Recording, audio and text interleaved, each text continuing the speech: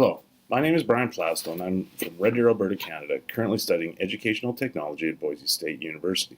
The topic of today's vlog is focused on the advantages and disadvantages of using YouTube in the classroom.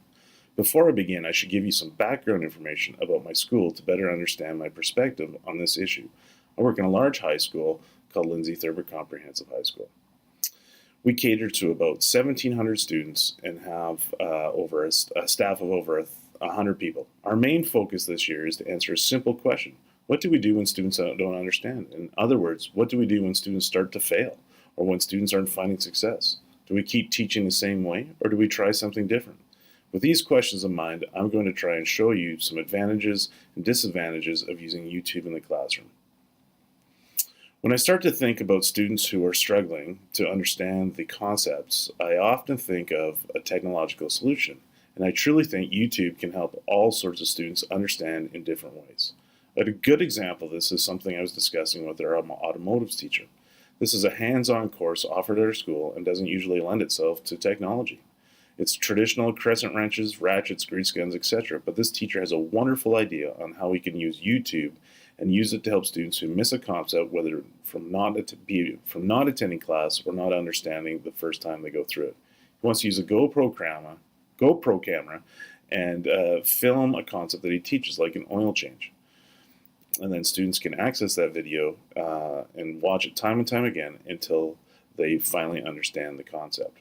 Another potential use of YouTube in an educational setting is having teachers create screencasts of perhaps the Google presentations they use in class, using a screen capturing program that they can upload to their Google Classroom for students to go back and watch the same lesson over and over again until they understand.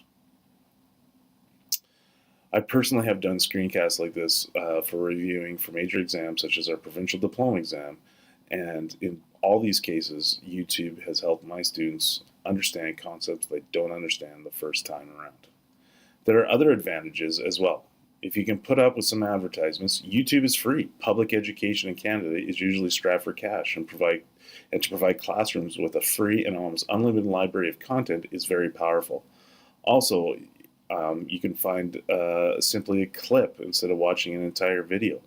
Right, and this focuses one's lesson much more efficiently, and students don't have to watch teachers fumble around with DVDs or VHSs, and class goes much more smoothly.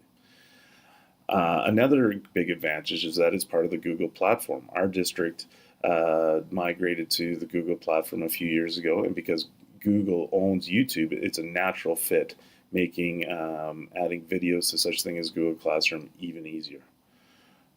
One can also find resources from anywhere in the world. As a social teacher, I find this invaluable. I'm able to show students news from different parts of the world and to help them understand different perspectives. This is even more powerful when we look at history and use historical videos as primary documents so they can understand the mindset of previous generations. There's some disadvantages of YouTube as well. Like any content on the internet, anybody can upload videos to YouTube. So it's very, very important to look for inaccurate, biased information and make sure that we're using reliable sources. Teachers and students must learn to ask themselves, is the video they are watching accurate? Another risk in using YouTube is that you may be breaking copyright laws. Many clips of films, sporting events, concerts are taken without permission.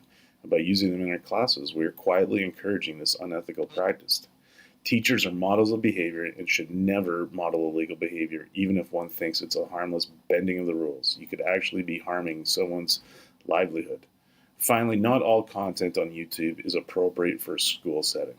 As previously stated, anyone can upload content with a large volume of uploads. It is virtually impossible for staff at YouTube to pre-approve everything.